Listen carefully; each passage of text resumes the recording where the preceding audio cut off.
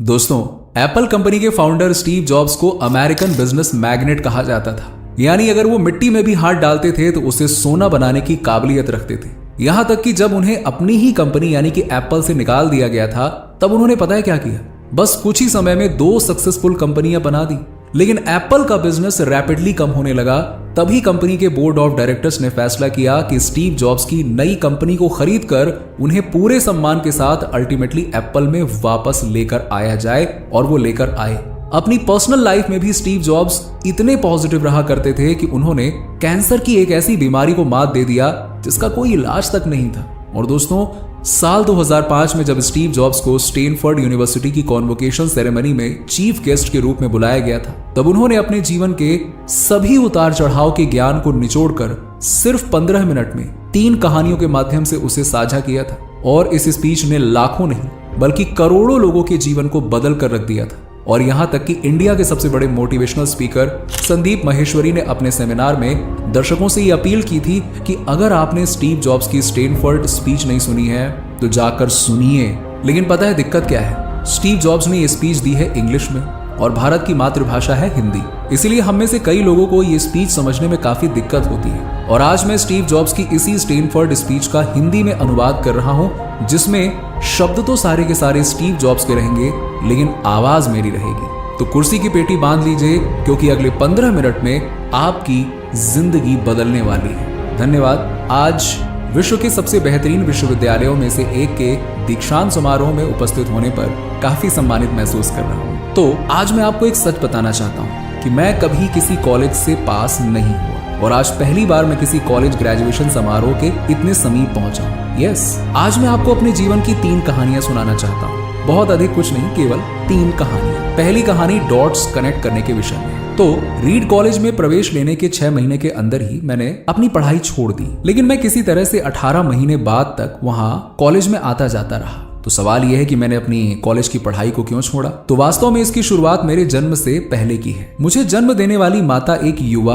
अविवाहित ग्रेजुएट छात्रा थी, और वो मुझे किसी और को गोद लेने के लिए देना चाहती थी। मगर उनकी इच्छा ये थी कि मुझे कोई कॉलेज ग्रेजुएट ही अडॉप्ट करे। अब इस प्रकार सब कुछ सेट था, यानी मुझे अडॉप्शन के लिए दिया जाना था, और मैं एक वकील और उनकी पत्नी के द्वारा अडॉप्ट किए जाने वाला था। लेकिन अचानक ही उन्होंने अपना विचार बदल लिया और निर्णय लिया कि वास्तव में उन्हें एक लड़का नहीं, एक लड़की चाहिए। इसीलिए तब आधी रात को मेरे माता पिता, जो कि तब वेटिंग लिस्ट में थे, उनको एक कॉल करके बताया गया कि हमारे पास एक बेबी बॉय है, क्या आप उसे गोद लेना चाहेंगे? तो उन्होंने तुरंत हाँ कर दिया। बाद में मेरी जन्म देने वाली माता को पता चला कि जो लोग मुझे अडॉप्ट कर रहे हैं, तो पति पत्नी में से तो पत्नी तो कॉलेज ग्रेजुएट नहीं है, और जो मेरे होने वाले पिता हैं वो तो हाई स्कूल भी पास नहीं है। इसीलिए मुझे जन्म देने वाली माता ने अंतिम अडॉप्शन पेपर पे साइन करने से मना कर दिया। लेकिन कुछ महीनों के बाद मुझे गोद लेने वाले मेरे माता पिता ने मेरी माँ से वादा किया कि वो मुझे कॉलेज भेजेंगे, और जब उन्होंने ऐसा वचन दिया तब जाके मेरी माँ आखिरकार मान गई। तो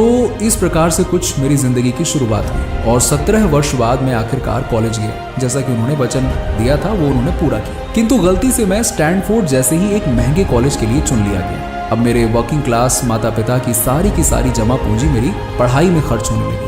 6 महीने के बाद मुझे इस पढ़ाई का कोई महत्व दिखाई नहीं दिया। मुझे कोई आइडिया नहीं था कि मैं अपनी जिंदगी में क्या करना चाहता हूँ, और कोई आइडिया नहीं था कि ये कॉलेज आखिरकार मुझे किस तरह से मेरी जिंदगी बनाने में मदद करेगा। और ऐसी जगह पे, ऐसे कॉलेज में मैं अपने माता पिता के जीवन भर की पूरी जमा पूंजी खर्च करता जा रहा था। इसीलिए मैंने कॉलेज ड्रॉप आउट करने का निर्णय लिया, और यही विचार किया कि लेट्स सी, जो होगा अच्छा होगा। अब उस समय तो ये सब कुछ मेरे लिए बहुत डरावना था, लेकिन जब मैं बीते हुए समय को देखता हूँ तो मुझे लगता है कि ये मेरी जिंदगी का सबसे अच्छा निर्णय था। ऐसा इसलिए क्योंकि जैसे ही मैंने कॉलेज ड्रॉप आउट किया, तो मुझे जिन क्लासेस में इंटरेस्ट नहीं था तो मैंने उन्हें करना छोड़ दिया, और मैं केवल अपने ही इंटरेस्ट की क्लासेस करने लगा। और ये सब कुछ वाकई में इतना आसान नहीं था। मेरे पास रहने के लिए कोई कमरा नहीं था, इसीलिए मुझे दोस्तों के कमरे में जमीन पर सोना पड़ता था। मैं कोक की बोतलों को लौटाकर मिलने वाले पैसों से खाना खाता था। मैं प्रत्येक रविवार रात को 7 मील पैदल चलकर हरे कृष्णा मंदिर जाता था,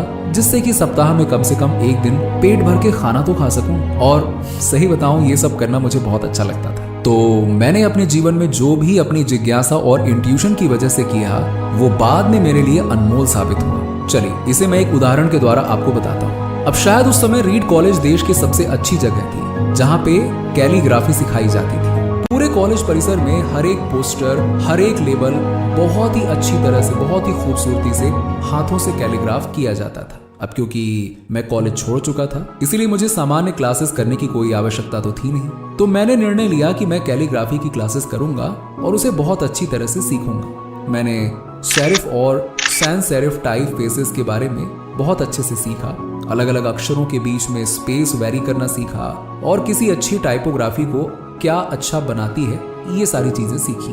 ये बहुत खूबसूरत था, ऐतिहासिक था, इतना आर्टिस्टिक था कि इसे विज्ञान के द्वारा कैप्चर नहीं किया जा सकता था और ये मुझे बहुत ही अट्रैक्टिव लगता था।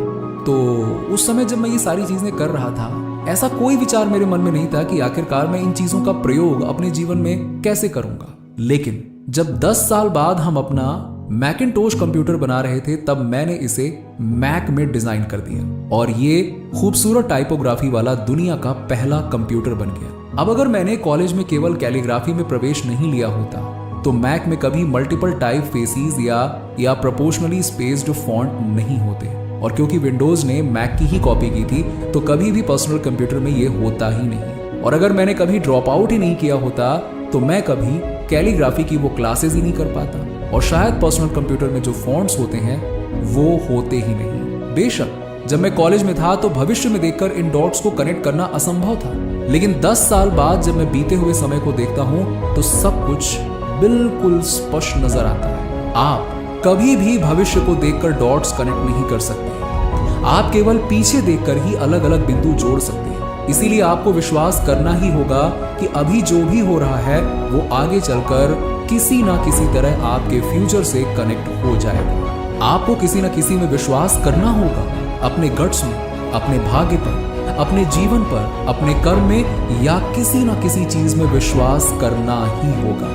क्योंकि इस बात में विश्वास रखना कि आगे चलकर डॉट्स कनेक्ट होंगे आपको अपने दिल की आवाज सुनने की हिम्मत देगा, उस समय भी जब आप बिल्कुल अलग रास्ते पर चल रहे होंगे, और यही बात आपको अन्य लोगों से अलग बनाएगी। चलिए, मेरी दूसरी कहानी लव और लॉस के सब्जेक्ट पर है। मैं सौभाग्यशाली था कि मैं जिस चीज से प्यार करता था वो मुझे जल्द ही मिल गई। वो जो, और मैंने अपने पिता के गैराज से एप्पल की शुरुआत की और तब मैं ज्यादा नहीं 20 साल का था। हमने बहुत मेहनत की और 10 साल में एप्पल 2 लोगों से बढ़कर $2 बिलियन और 4000 लोगों की कंपनी बन गई। हमने अभी 1 साल पहले ही हमारी बेहतरीन रचना मैकिन्टोश रिलीज की और मैं 30 का हो गया था और मुझे कंपनी से निकाल दिया गया।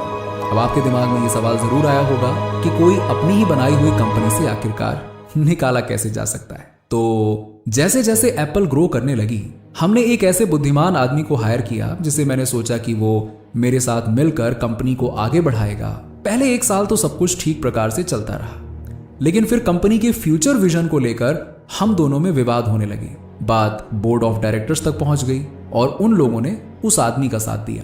इस प्रकार 30 साल की उम्र में मुझे अपनी ही कंपनी से पब्लिकली निकाल दिया गया।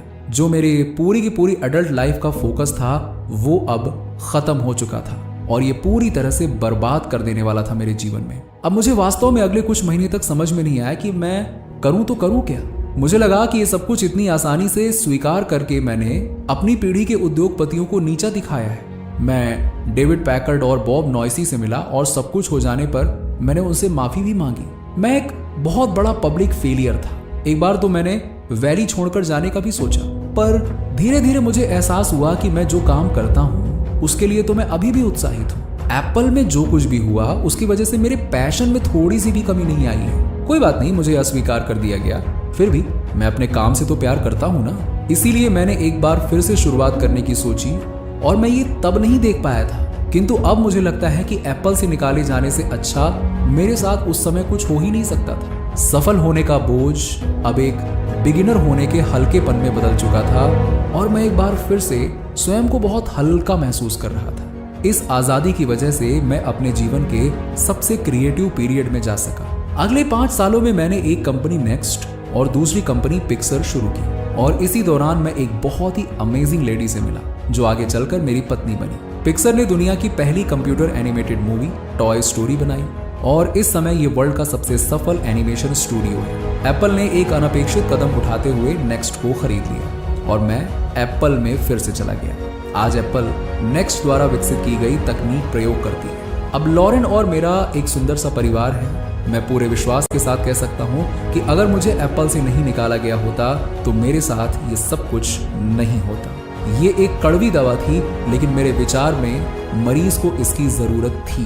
कभी कभी जिंदगी आपको इसी तरह ठोकर मारती है, लेकिन आप अपना विश्वास मत खोइएगा। मैं विश्वास के साथ कह सकता हूँ कि मैं सिर्फ इसलिए आगे बढ़ता गया क्योंकि मैं अपने काम से प्यार करता था। आप असल में क्या करना पसंद करते हैं ये आपको जानना होगा। जितना अपने प्यार को जानना जरूरी है, उतना ही उस काम को खोजना भी जरूरी है जिसे आप सच में एंजॉय करते हैं। आपका काम आपकी जिंदगी का एक बड़ा हिस्सा होगा और वास्तविक रूप से संतुष्ट होने का एक ही तरीका है कि आप वो करें जिसे आप वास्तव में एक बड़ा काम समझते हैं। और एक बड़ा काम करने का एक ही तरीका है कि आप वो करें जो आप करना पसंद करते हैं। यदि आपको अभी तक वो काम नहीं मिला है तो कोई बात नहीं, आप रुकिए मत, उसे खोजते रहिए। जैसे कि दिल से जुड़ी हर एक चीज में होता है, वो जब आपको मिलेगी तब आपको पता चल जाएगा।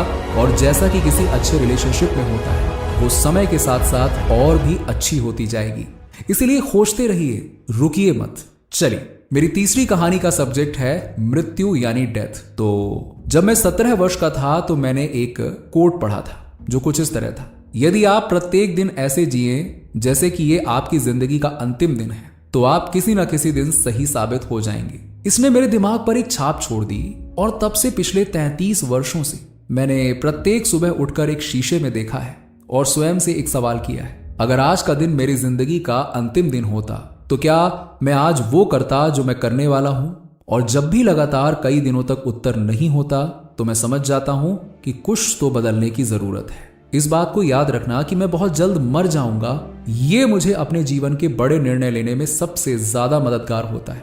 क्योंकि जब एक बार मौत के बारे में सोचता हूं तब सारी अपेक्षाएं, सारा गर्व, असफल होने का सारा डर, सब कुछ गायब हो जाता है और सिर्फ वही शेष रह जाता है जो वास्तव में इंपॉर्टेंट है। इस बात को याद रखना कि एक दिन मरना है किसी भी चीज को खोने के डर को दूर करने का सबसे अच्छा तरीका है। आप पहले से ही नंगे हैं, ऐसा कोई कारण नहीं है कि आप अपने दिल की ना सुने। करीब 1 साल पहले ही मुझे पता चला कि मुझे कैंसर है। सुबह 7:30 बजे मेरा स्कैन हुआ जिसमें साफ दिखाई दे रहा था कि मेरे अग्नाशय यानी कि पैंक्रियाज में ट्यूमर है। मुझे तो जानकारी भी नहीं थी कि पैंक्रियाज क्या होता है। डॉक्टर ने लगभग पूरे विश्वास के साथ बताया कि मुझे एक ऐसा कैंसर है जिसका उपचार इम्पॉसिबल है, यानी कि संभव नहीं है। और अब मेरा जीवन ज्यादा नहीं, केवल 3 से 6 महीने का ही बचा हुआ है। डॉक्टर ने मुझे सलाह दी कि मैं घर जाऊं और अपनी सभी चीजें व्यवस्थित कर लूं, जिसका डॉक्टरी भाषा में मतलब था कि अब आप मरने की तैयारी कर लीजिए। इसका अर्थ है कि आप कोशिश करिए कि आप अपने बच्चों से जो सारी बातें अगले 10 साल में करते वो अगले कुछ ही महीने में या कुछ ही दिनों में कर लीजिए। इसका तात्पर्य ये हुआ कि आप सब कुछ सही कर लीजिए कि आपके बाद आपके परिवार को कम से कम परेशानी हो, यानी कि आप सभी को गुड बाय कह दीजिए। मैंने इस डायग्नोसिस के साथ पूरा दिन बिता दिया और शाम को मेरी बायोप्सी हुई, जहां मेरे गले के रास्ते पेट से होते हुए मेरी आंत में एक एंडोस्कोप डाला गया और एक सुई से ट्यूमर से कुछ सेल्स निकाले गए। मैं तो बेहोश था, लेकिन मेरी पत्नी जो वहां मौजूद थी उसने बताया कि जब डॉक्टर ने माइक्रोस्कोप से मेरे सेल्स को देखा तो वो रो पड़ा, क्योंकि सेल्स देखकर डॉक्टर समझ गया कि मुझे एक बहुत ही दुर्लभ प्रकार का पैंक्रियाटिक कैंसर है जो कि सर्जरी से ठीक हो सकता है। मेरी सर्जरी हुई और सौभाग्य से अब मैं ठीक हूँ। मृत्यु के इतने पास मैं इससे पहले कभी नहीं पहुंचा और उम्मीद करता हूं कि अगले कुछ दशकों तक ना पहुंचूं। तो ये सब देखने के बाद मैं और भी विश्वास के साथ कह सकता हूं कि मृत्यु एक उपयोगी लेकिन प्योरली इंटेलेक्चुअल कॉन्सेप्ट है। कोई भी मरना नहीं चाहता है, आई नो, मुझे पता है। यहाँ तक कि जो लोग स्वर्ग जाना चाहते हैं वो भी वहां जाने के लिए मरना नहीं चाहते हैं। फिर भी मृत्यु वो स्थान है जिसे हम सभी शेयर करते हैं। आज तक इससे कोई नहीं बचा है और ऐसा ही होना चाहिए, क्योंकि मौत ही एकमात्र इस जीवन का सबसे बड़ा आविष्कार है। ये जिंदगी को बदलती है, पुराने को समाप्त कर नए का रास्ता खोलती है और इस समय नए आप हैं, पर ज्यादा नहीं। कुछ ही दिनों में आप भी पुराने हो जाएंगे और रास्ते से साफ हो जाएंगे। इतना ड्रामेटिक होने के लिए मैं माफी चाहता हूं, लेकिन ये सत्य है। आपका समय सीमित है, इसीलिए इसे किसी और की जिंदगी जीकर व्यर्थ मत कीजिए।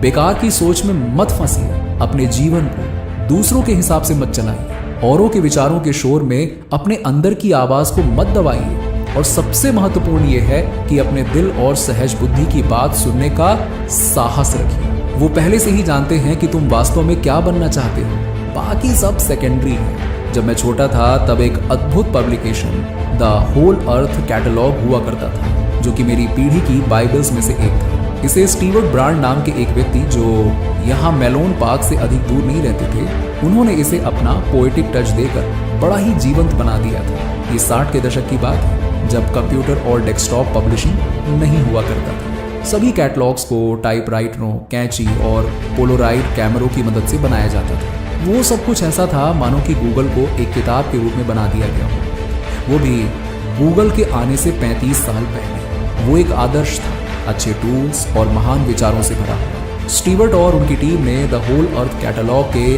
अनेक संस्करण निकाले और अंत में एक अंतिम संस्करण निकाला। ये 70 के दशक का मध्य था और तब मैं आपकी उम्र का था। अंतिम संस्करण के पिछले कवर पर प्रातःकाल के किसी गांव की सड़क का चित्र था। वो कुछ ऐसी सड़क थी जिस पे यदि आप रोमांचित हों तो किसी से भी लिफ्ट मांगना चाहेंगे, और उस चित्र के नीचे लिखा था स्टे हंग्री स्टे फूलिश।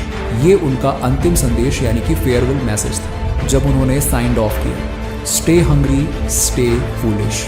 और मैंने अपने लिए हमेशा यही मांगा, और अब जब आप सभी यहाँ से ग्रेजुएट हो रहे हैं तो मैं आपके लिए भी यही विश करता हूँ, स्टे हंग्री स्टे फूलिश। आप सभी को बहुत बहुत धन्यवाद। तो दोस्तों, हम उम्मीद करते हैं कि हमारी इस कोशिश ने लैंग्वेज बैरियर को तोड़कर आपको स्टीव जॉब्स की इस स्पीच से काफ़ी कुछ सीखने में मदद की होगी।